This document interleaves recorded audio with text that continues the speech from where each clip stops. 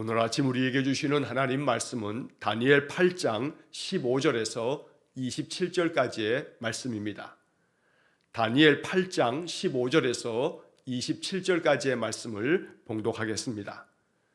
나 다니엘이 이 환상을 보고 그 뜻을 알고자 할 때에 사람 모양 같은 것이 내 앞에 섰고 내가 들은즉 을레오 강 두 언덕 사이에서 사람의 목소리가 있어 외쳐 이르되 가브리엘아, 이 환상을 이 사람에게 깨닫게 하라 하더니 그가 내가 선 곳으로 나왔는데 그가 나올 때에 내가 두려워서 얼굴을 땅에 대고 엎드리매 그가 내게 이르되 인자야 깨달아 알라, 이 환상은 정한 때 끝에 관한 것이니라.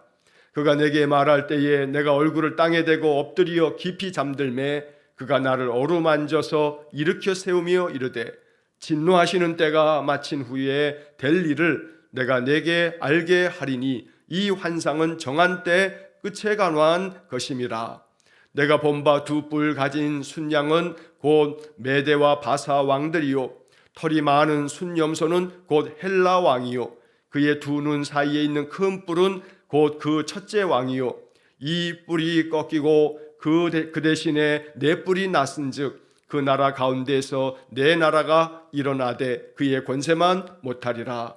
이 네 나라 마지막 때에 반역자들이 가득할 즈음에 한 왕이 일어나리니 그 얼굴은 뻔뻔하며 속임수에 능하며 그 권세가 강할 것이나 자기의 힘으로 말미암은 것이 아니며 그가 장차 놀랍게 파괴 행위를 하고 자의로 행하여 형통하며 강한 자들과 거룩한 백성을 멸하리라. 그가 꾀를 베풀어 제 손으로 속임수를 행하고 마음에 스스로 큰 채하며 또 평화로운 때에 많은 무리를 멸하며 또 스스로 서서 만왕의 왕을 대적할 것이나 그가 사람의 손으로 말미암지 아니하고 깨지리라. 이미 말한 바 주야에 관한 환상은 확실하니 너는 그 환상을 간직하라. 이는 여러 날 후의 일임이라 하더라. 이에 나 다니엘이 지쳐서 여러 날 앓다가 일어나서 왕의 일을 보았느니라. 내가 그 환상으로 말미암아 놀랐고 그 뜻을 깨닫는 사람도 없었느니라. 아멘. 어제 말씀에 이어서 오늘 8장 15절로 27절의 말씀은 어제 우리가 보았던 본문의 말씀에 대한 해석을 하나님께서 가브리엘 천사를 통해서 다니엘에게 들려주는 그런 말씀을 오늘 본문에서 보게 됩니다.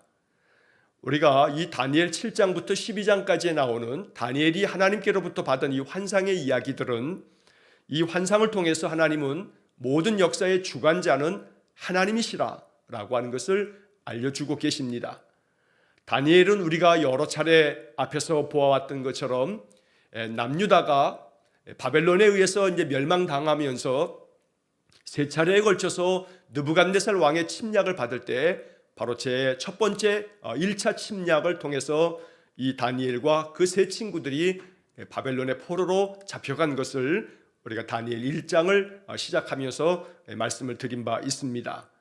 자, 그러니 이 다니엘서는 이스라엘 백성들이 나라가 망하고 바벨론에서 70년 동안의 포로 생활을 하면서 참 거칠고 고난이 많은 그런 그 환난 많은 인생 속에서 이 다니엘서를 그들이 받게 됩니다. 자, 그래서 이 다니엘서라고 하는 것이 역사적인 의미에 있어서는 나라를 잃어버린 백성, 그리고 그 나라를 잃어버린 채 이 바벨론의 포로로 잡혀온 그 남유다 백성들에게 이 다니엘의 이 환상과 다니엘서의 모든 말씀들은 그들의 믿음을 돈독하게 일깨워주고 하나님께서 역사의 주인 되시기 때문에 바벨론에 의해서 남유다가 망하긴 했지만 이 바벨론도 메데파사에 의해서 망하고 그 메데파사도 헬라에 의해서 망하고 또 그 헬라도 로마에 의해서 망할 것이라고 하는 것에 대한 그런 역사들을 알려주고 계심으로 그래서 바벨론 땅에 포로로 잡혀간 그 이스라엘 사람들의 마음속에는 이 다니엘서가 소망의 말씀이 되었던 겁니다. 여러분, 그도 그럴 것이 예를 들어 우리나라의 역사로 우리가 비유하자면 36년 동안의 일제강점기에 징용에 끌려간 사람들도 있고 그리고 또한 위안부로 끌려가서 고통의 세월을 살았던 우리의 이 조상들을 볼 때 징용에 끌려간 사람들에게 만약에 다니엘서가 주어졌다면 그 일제강점기 그 일본이 결국은 연합군에 의해서 망할 것이고, 또 그 연합군은 그 역사 가운데 이렇게 될 것이고, 또 그것은 또 이렇게 될 것이고, 장차 벌어질 일들에 대해서 이렇게 이야기를 들려줄 때 가장 마음에 와 닿는 것은, 우리가 이렇게 일제에 의해서 나라를 잃어버리고 나라가 망해서 이렇게 타국 땅에 끌려와서 고생을 하고 있는데 이 나라가 망할 것이다 라고 한다면 그것이 얼마나 그 듣는 그 백성들의 마음 가운데 소망이 되겠습니까? 그러니까 이 다니엘서의 말씀을 읽을 때 이것은 바로 이 다니엘서를 처음 받아서 읽었을 그 당시에 그 유대인들에게는 이 다니엘서가 소망의 책이었다라고 하는 것을 우리가 큰 틀에서 이렇게 이해할 수 있어야 합니다. 그래서 우리는 다니엘서를 읽어갈 때마다 모든 역사를 주관하시는 하나님, 모든 나라의 흥망성쇠를 주장하시는 그 하나님, 바로 그 하나님이 오늘도 우리가 섬기는 여호와 하나님 되시고, 그러므로 하나님 앞에 내 인생의 모든 삶이 달려 있으니 하나님 더욱더 의지하는 믿음의 마음 속에서 아무리 인생의 삶의 고난과 역경이 아무리 겹겹이 쌓여 있다 할지라도 소망은 여호와 하나님께 있다라고 하는 것을 우리는 다니엘서를 통해서 깨달아야 되는 것입니다. 자, 어제도 계속해서 이 8장에 나오는 다니엘이 보았던 이 두 번째 환상, 두 뿔을 가진 순양이 나타나고 또 그 나중에는 순염소가 나타나서 이 두 뿔을 가진 순양의 그 뿔을 꺾어버리면서 그 순염소가 등장하고, 이 순염소가 매우 강대해질 때에 그 큰 순염소에서 또다시 현저한 뿔 넷이 나타나게 되고, 그 네 뿔 가운데서 하나의 작은 뿔이 또 나타나고, 이런 환상들이 각각의 의미하는 바에 대해서 어제도 한번 말씀을 드렸습니다만, 오늘 이제 가브리엘 천사를 통해서 다니엘이 이 말씀에 대한 해석을 들으면서 보았던 이 말씀을 다시 한번 묵상하면서 하나님께서 이 말씀을 통해서 다니엘에게 또 유다 백성들에게 어떤 메시지를 전하여 주시는지 우리가 살펴보기 원합니다. 자, 먼저 15절 말씀해 보시면, 나 다니엘이 이 환상을 보고 그 뜻을 알고자 할 때에 사람 모양 같은 것이 내 앞에 섰고, 자, 여기서 사람 모양 같은 것, 이것은 바로 그 뒤에 나오는 천사 가브리엘을 말하는 것입니다. 보통 이 가브리엘을 일컬어 말할 때는 천사장이다 라고 말하기도 합니다. 성경에는 천사들의 이름이 몇 나옵니다. 그 중에 하나가 가브리엘, 또 신약 성경에서 우리가 미카엘이라고 하는 천사의 이름도 또 보게 됩니다. 자, 여기 이 가브리엘이라고 하는 이 천사는 마리아에게 그가 잉태하여 아들을 낳을 것이라 라고 하는 소식을 전해준 천사의 이름도 가브리엘이라고 하는 이름을 우리가 누가복음에서 보게 됩니다.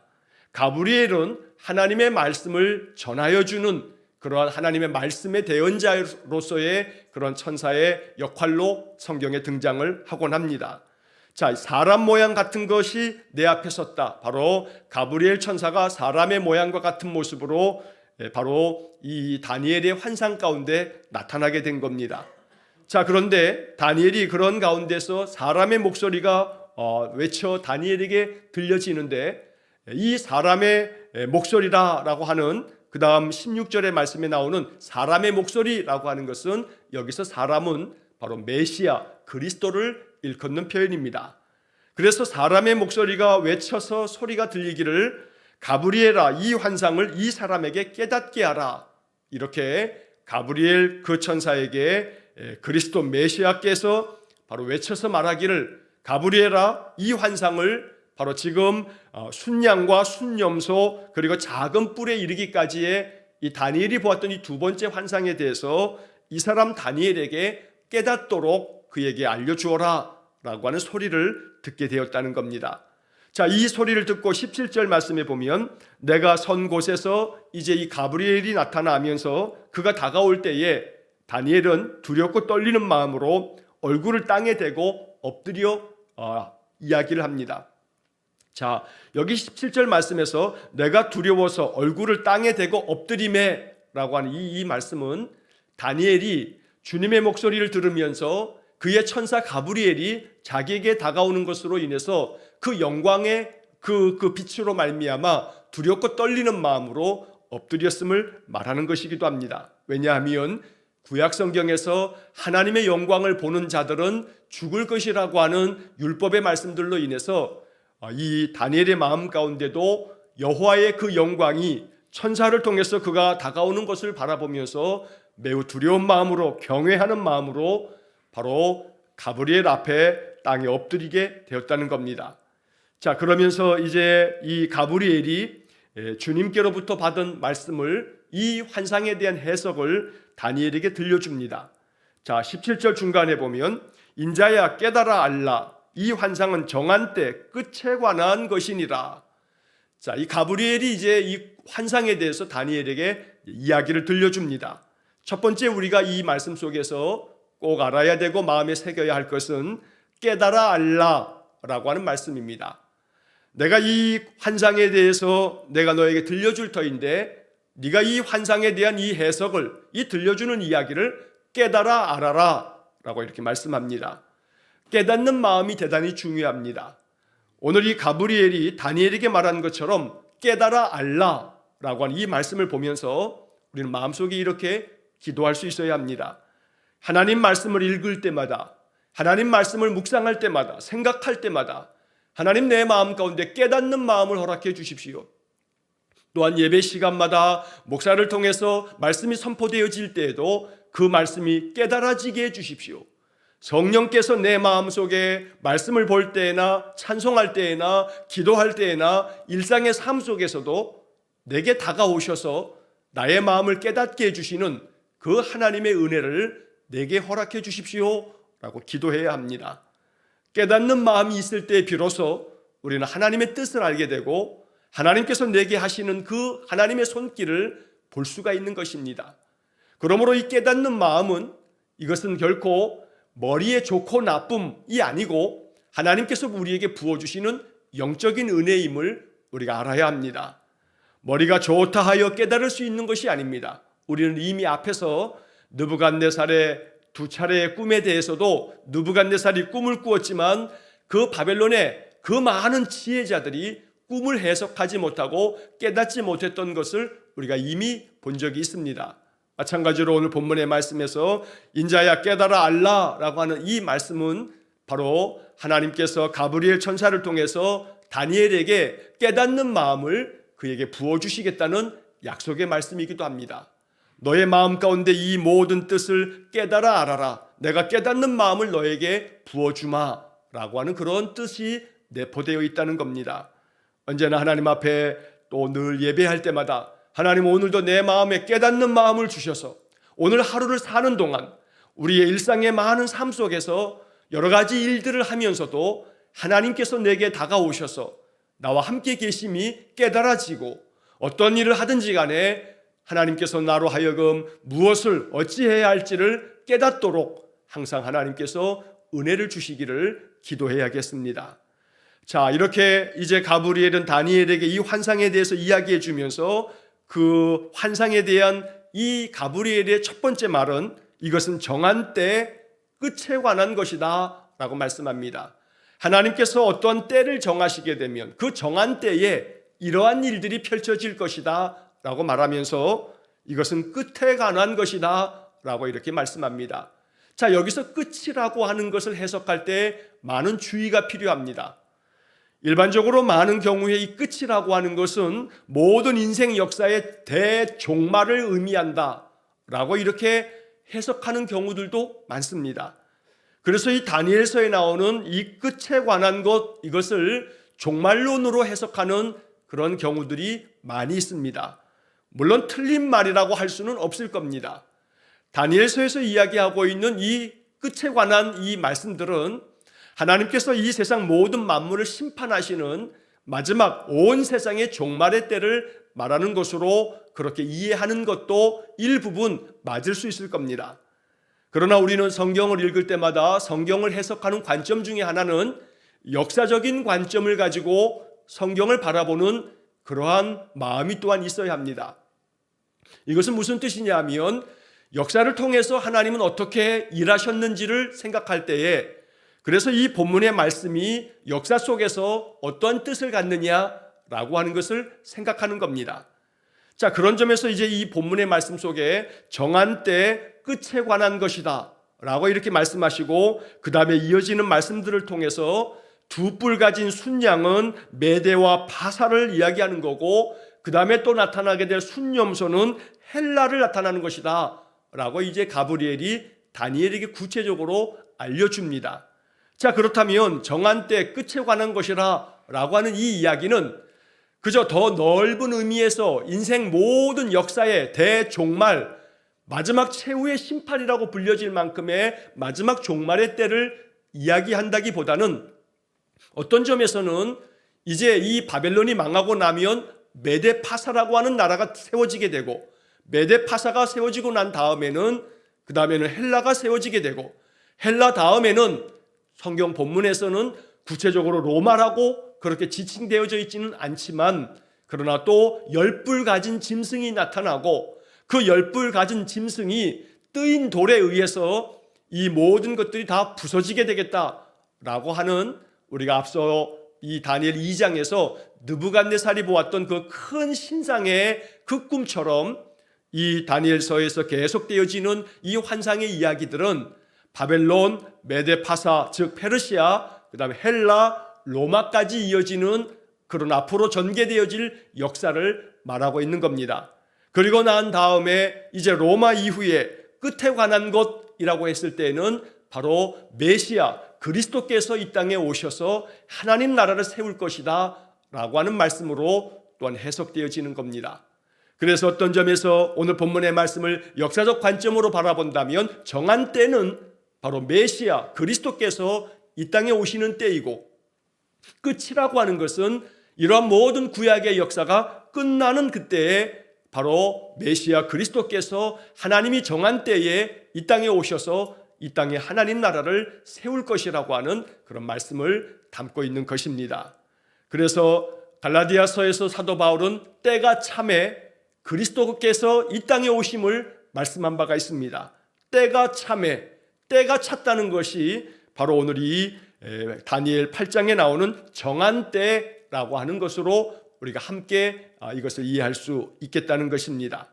자, 18절 말씀에 보면 그가 내게 말할 때에 내가 얼굴을 땅에 대고 엎드려 깊이 잠들매 그가 나를 어루만져서 일으켜 세우며 이르되 진노하시는 때가 마친 후에 될 일을 내가 내게 알게 하리니 이 환상은 정한 때 끝에 관한 것이라.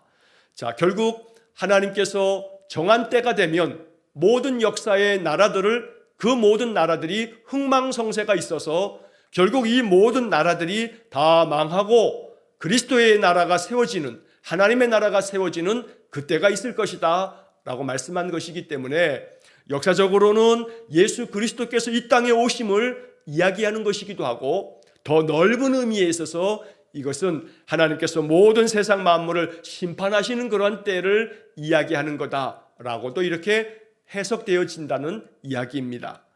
자, 이제 이 20절의 말씀을 보시게 되면 네가 본 바 두 뿔 가진 순양은 메데파사 나라를 말하는 것이다 라고 가브리엘이 다니엘에게 알려줍니다. 자, 우리가 어제 본문의 말씀에서 이 두 뿔 가진 순양의 그 두 뿔 중에서 한 뿔이 더 길어진다는 것은 바로 메대를 흡수해서 이제 바사 나라 즉 페르시아가 메대까지를 다 흡수한 페르시아 제국을 이루게 된다는 것이고, 그리고 서쪽에서부터 순염소가 다가와서 이 순양의 뿔을 꺾어버리게 된다라고 하는 말씀을 보았는데, 바로 이 순염소는 21절에 털이 많은 순염소는 곧 헬라 왕이요 그의 두 눈 사이에 있는 큰 뿔은 바로 곧 그 첫째 왕이다. 여기 첫째 왕이라고 하는 것은 바로 가장 으뜸 가는 왕이다. 즉 이것은 헬라의 알렉산더 대왕을 말하는 것입니다. 우리가 역사 가운데 헬라, 바로 이 그리스라고 하는 이 헬라 제국의 알렉산더 대왕이 헬라 제국의 엄청난 영토를 확장시키면서 그 당시에 제국을 이루는 것을 역사를 통해서도 우리가 또 알게 됩니다. 자, 22절의 말씀에 보면 이 큰 뿔이 꺾이게 되고 그 뿔 다음에는 4개의 현저한 뿔이 나타나게 된다 하는 말씀을 이제 어제 본문에도 다니엘의 환상의 이야기 속에서 읽었는데, 자 22절에서도 이 뿔이 꺾이고 그 대신에 네 뿔이 났은즉 그 나라 가운데서 네 나라가 일어나되 그의 권세만 못하리라.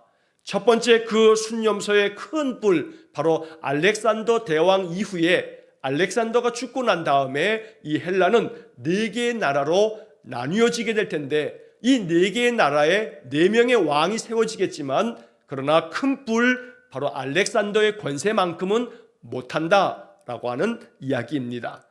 어제도 말씀드린 것처럼 바로 이 네 뿔, 나타나게 될 그 네 나라라고 하는 것은 바로 셀류쿠스 왕조에 의해서 시리아 지역에 나라가 세워지게 되고, 그 다음에 프톨레미 왕조를 통해서 이집트 땅에 나라가 세워지게 되고, 그리고 저 마게도냐, 바로 헬라 지역에서는 카산더라고 하는 사람이 마게도냐 지역의 왕이 되고, 그리고 마지막으로 리시마쿠스라고 하는 사람이 지금의 터키 북부 지역의 터키 땅에 바로 비두니아라고 하는 나라를 세우게 되는 것이 역사 속에서 헬라 이후에 이렇게 네 개의 나라가 펼쳐지게 되는 것입니다. 이것은 단순히 성경에 나오는 이야기만이 아니고 우리가 세상 역사, 세계사를 공부할 때 헬라 제국 이후에 이러한 나라들이 나타나는 것을 우리가 세상 역사 속에서도 배우게 되는 겁니다. 하나님은 다니엘을 통해서 이렇게 세상에 이런 역사들이 펼쳐질 것이다 라고 하는 것을 환상을 통해서 다니엘에게 알려주었던 것입니다. 자, 23절 이하의 말씀에서는 이렇게 헬라의 그 알렉산더가 죽고 난 다음에 네 개의 뿔이 나타나서 네 나라를 이루게 되지만, 그러나 그 중에서 하나의 그 중요한 뿔 하나, 바로 셀류쿠스 왕조에게서 작은 뿔 하나가 나타나는데, 비록 작은 뿔처럼 보여지지만 이 뿔이 아주 강대해지면서 이 악독한 이 작은 뿔로 말미암아 하나님의 성소가 파괴되어지고 예배가 그쳐지게 되고, 그 작은 뿔로 말미암아 행해지는 악행으로 말미암아 하나님의 백성들이 굉장한 고통을 겪게 된다는 것이 환상의 내용이었던 겁니다. 자, 바로 그 작은 뿔은 바로 안티오쿠스 4세 에피파네스라고 불리는 그러한 사람입니다. 자, 23절의 말씀에 보면 이 네 나라 마지막 때에 반역자들이 가득할 즈음에 한 왕이 일어나리니, 자, 여기 한 왕이 바로 안티오쿠스 에피파네스라고 하는 그런 왕입니다. 그 얼굴은 뻔뻔하며 속임수에 능하며, 24절, 그 권세가 강할 것이나 자기의 힘으로 말미암은 것이 아니며 그가 장차 놀랍게 파괴 행위를 하고 자유로 행하여 형통하며 강한 자들과 거룩한 백성을 멸하리라. 자, 23절과 24절에 나오는 이 한 왕, 작은 뿔, 바로 지금 말씀드린 것처럼 안티오쿠스 에피파네스라고 하는 이 왕은 역사 가운데 유대인들에게 가장 고통을 안겨준 그런 왕입니다. 두 명의 사람을 꼽는다면 바로 지금 이 시리아 땅의 셀류쿠스 왕조의 8번째 왕이었던 안티오쿠스 에피파네스, 그리고 헬라가 로마에 의해서 망하고 난 다음에 로마 제국의 왕이었던 네로 황제, 바로 이 안티오쿠스 에피파네스와 네로 황제, 이 두 사람은 바로 유다 백성들에게 엄청난 고통을 안겨주었고, 네로 황제는 기독교 신자들에게 정말로 뼈아픈 그러한 핍박과 박해를 안겨주었던 대표적인 인물들이 됩니다. 그래서 우리가 신약 성경에서 유다서에서도 그렇고 또 요한계시록에서도 적그리스도라고 하는 말이 종종 나오는데, 바로 그 적그리스도를 해석할 때 오늘 이 본문에 나오는 이 한 왕, 바로 이 악독한 악행을 행하는 안티오쿠스 에피파네스, 또 혹은 로마의 황제 네로, 바로 이 두 사람을 이 적그리스도로 이렇게 해석하는 그런 학자들이 많습니다. 자, 여기 이 본문의 말씀 23절, 24절의 말씀에 보면 24절에서 이 안티오쿠스 에피파네스의 권세가 강할 것이다. 그런데 그것은 자기의 힘으로 말미암는 것이 아니고 역사의 주관자 되시는 하나님께서 안티오쿠스 에피파네스에게 권세를 주시고 힘을 주셔서 그로 하여금 그 행하는 모든 일들이 형통하게 만들어 주긴 했지만, 그러나 결국에 가서는 이 안티오쿠스 에피파네스도 하나님께서 그를 멸하실 것이라고 하는 말씀을 그 다음 25절, 26절의 말씀에서 말씀하고 있는 겁니다. 자, 25절 말씀에 보면 그가 꾀를 베풀어 제 손으로 속임수를 행하고 마음에 스스로 큰 채하며 또 평화로운 때에 많은 무리를 멸하며 또 스스로 서서 만왕의 왕을 대적할 것이나. 자, 여기 마지막 부분에 만왕의 왕을 대적한다는 것은 여호와 하나님을 대적하여서 안티오코스 에피파네스가 여호와의 성전을 회파할 뿐만 아니라 이 여호와의 성전을 오히려 자기들의 우상을 섬기는 우상의 신전터로 만들어 놓으면서 바로 만행을 행하는 그러한 악독한 핍박을 유다 백성들에게 행했던 것입니다. 그러나 결국에 가서는 25절 마지막 부분에 그가 사람의 손으로 말미암지 아니하고 깨지리라. 이 안티오쿠스 에피파네스는 사람의 손에 의해서 죽은 것이 아니라 하나님의 심판을 받아서 죽게 될 것이다 라고 이렇게 환상으로 말씀해 주신 겁니다. 전해지는 역사에 의하면 이 안티오쿠스 에피파네스는 온갖 악행을 행하다가 하나님께로부터 심판을 받아서 그의 내장이 썩어지면서 그렇게 죽었다라고 하는 기록을 보게 됩니다. 자, 이러한 모든 환상에 대한 해석을 가브리엘이 다니엘에게 다 들려주고 난 다음에 26절에서 이렇게 말씀합니다. 이미 말한 바 주야에 관한 환상은 확실하다.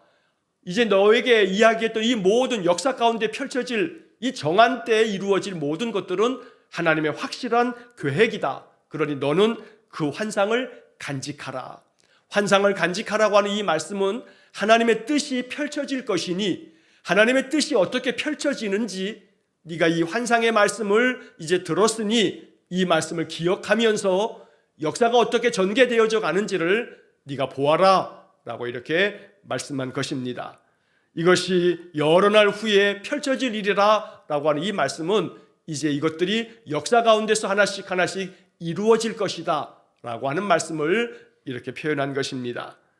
그래서 다니엘은 이 모든 가브리엘로부터 환상의 해석을 다 듣고 난 다음에 너무나 마음 가운데 큰 두려움과 떨림이 있었습니다. 그래서 27절의 말씀에 보면 다니엘이 지쳐서 여러 날 앓다가 일어나서 왕의 일을 보았느니라. 다니엘은 바로 바벨론에서도 큰 관직을 얻었고 그리고 메데파사 다리오 왕에 의해서 총리로 세워지기도 했고 그래서 그가 이렇게 바벨론과 메데파사에서도 그 나라의 왕에게 아주 높이 등용이 되어서 총리로서의 일을 보았기 때문에 며칠 동안은 앓다가 일어나서 왕의 일을 보았다 말씀한 겁니다. 여기 27절에 여러 날 앓았다라고 하는 것은 다니엘의 마음 가운데 이 환상이 너무나 충격적이었고 하나님께서 역사 가운데서 이러한 역사를 펼치실 것이라고 하는 해석을 듣고 난 다음에 다니엘은 더 마음 가운데 두렵고 떨리는 마음에 사로잡혔던 겁니다. 그래서 마음 심령이 여러 날 동안에 앓으면서 하나님께서 펼치실 이 역사에 대한 두려움을 가지고 이 환상에 대한 말씀들을 여러 사람들에게 이제 전하여 주고 알려줍니다. 그러나 마지막 부분에서 내가 그 환상으로 말미암아 놀랐고 그 뜻을 깨닫는 사람도 없었느니라. 바로 이런 환상의 이야기들 다 들려주지만 이 환상을 깨닫는 자가 없었다라고 다니엘이 이야기하면서 8장이 끝나게 됩니다.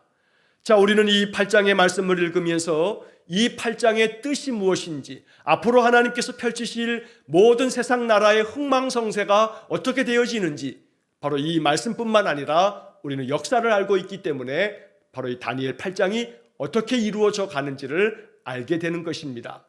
바벨론에 의해서 바벨론 이후에 메데파사 이후에 바로 헬라 제국이, 헬라 이후에 로마로 이어지는 이 역사가 바로 이 다니엘서에서 여러 번에 걸쳐서 반복되어지고 있는 겁니다. 바로 느부갓네살이 큰 신상의 환상을 보았던 것도 그렇고, 그리고 다니엘이 꿈꾸었던 이러한 꿈들이, 이 환상들이 계속해서 역사 가운데서 진행되어질 하나님의 섭리를 말씀하고 있다는 것입니다. 어려운 말씀들이 계속 이어지고 있습니다. 환상과 계시의 말씀들은 해석하는 것도 어려울 뿐만 아니라 그냥 읽으면, 글자만 읽으면 뜻을 우리가 바로 알아차리기가 참 어렵습니다. 그렇지만 이 말씀들 속에서 우리가 한 가지를 기억하자면 바로 모든 역사를 주관하시는 분은 하나님이시다. 세상 모든 나라들의 흥망성쇠를 주관하시는 분도 하나님이시다. 그리고 오늘 본문의 우리가 보았던 것처럼 정한 때가 되면 하나님이 이 세상 모든 역사 가운데 하나님이 정하신 때에 하나님의 역사가 펼쳐질 것이기 때문에 모든 것을 하나님께 소망을 두면서 하나님을 바라는 믿음으로 인생을 살아가면 하나님께서 이 모든 역사 가운데서 하나님 나라를 세우실 것이다. 그럴 때 하나님의 거룩한 백성들은 이 하나님 나라에서 주님과 함께 세상의 모든 권세들 위에 서서 하나님의 다스림 안에서 평강의 나라에서 영원한 복을 누리게 될 것이라는 것이 바로 이 다니엘서가 담고 있는 가장 중심된 주제가 되는 것입니다. 오늘 이 본문의 말씀을 통해서도 하나님의 정한 때를 깨닫고 날마다 여호와께서 모든 인생의 삶을 주관하시기 때문에 내 인생의 삶에 대해서도 하나님께 나의 삶을 의탁하는 그런 믿음의 삶이 되어지기를 마음 깊이 기도하면서 오늘 하루를 살아갈 수 있기를 간절히 축원합니다. 기도하겠습니다. 사랑과 자비가 풍성하신 아버지 하나님, 세상 모든 역사의 주관자 되신 하나님, 그래서 이 세상의 모든 나라들의 흥망성쇠도 하나님이 정하시며 하나님이 정하신 때에 이 모든 것들을 이루어내시는 것을 우리가 믿습니다. 자비로우신 하나님, 그러므로 오늘 이 다니엘 8장을 읽으면서 내 인생의 역사도 하나님의 손에 있으며 하나님께서 주권자 되셔서 내 삶을 이끄시는 것을 믿습니다. 그러므로 오직 하나님만을 신뢰함으로 여호와 하나님 앞에 내 모든 삶을 의탁하고 하나님께서 내게 깨닫는 마음을 주셔서 인생의 모든 삶을 하나님 나라의 백성으로 늘 그리스도를 섬기는 그리스도인으로서의 신실한 삶을 살아가는 우리 모든 성도들 되게 해 주옵소서. 오늘도 한날의 모든 삶을 주님께 의탁하오니 주님 동행하심이 마음에 느껴지고 깨달아지고 늘 나를 돕는 하나님의 손길을 마음 깊이 깨달으며 인생을 사는 우리 성도들 되게 해 주옵소서. 예수님 이름으로 기도하옵나이다. 아멘. 우리 구주 예수 그리스도의 은혜와 하나님 아버지의 극진하신 사랑과 성령의 교통하심이 내 인생 역사를 주관하시는 전능하신 하나님 앞에 나의 모든 삶을 의탁하고 하나님의 선한 인도하심만을 받으며 인생을 살기를 소원하는 머리 숙인 귀한 성도들 위에와 저들 가정과 온 가족들 위해 영원토록 함께 하시길 축원하옵나이다. 아멘.